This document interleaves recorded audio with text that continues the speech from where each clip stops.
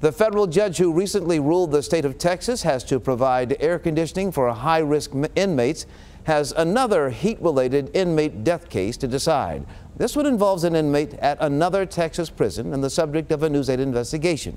Brett Shipp joins us live from the newsroom with this update. Brett?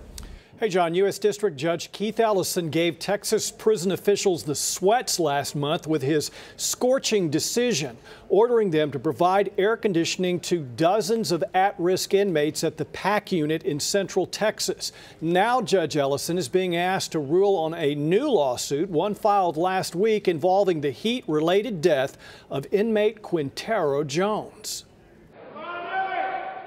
The 37-year-old Jones was an inmate at the un-air-conditioned McConnell unit in South Texas.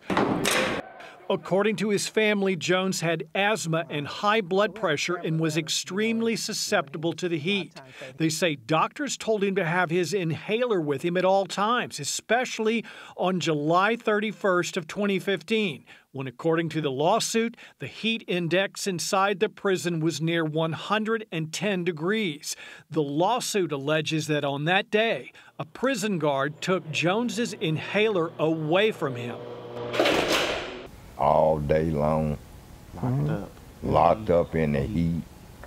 That's cruel. To take his asthma pump and know that's the only way he got to breathe. Letters from other inmates who witnessed the events that day say Jones suffered for hours, begging for his inhaler just before he died.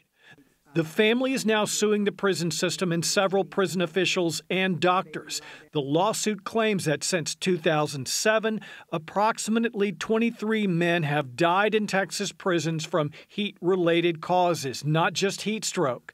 Our investigation into some of those deaths revealed 21 cases of asthma-related Texas prison deaths since 2005. The Jones lawsuit alleges prison officials failed to take reasonable steps to prevent those deaths. I think a word for it is torture. It's as torturous as what we've seen and is outlawed throughout the world.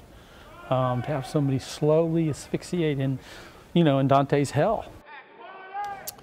Prison officials have declined to comment on this latest heat-related death lawsuit. As for the suit the state lost a couple of weeks ago, the state says it plans on appealing, but is now moving the at-risk inmates to air-conditioned prisons. Reporting live from the newsroom, Brett Shipp, Channel 8 News.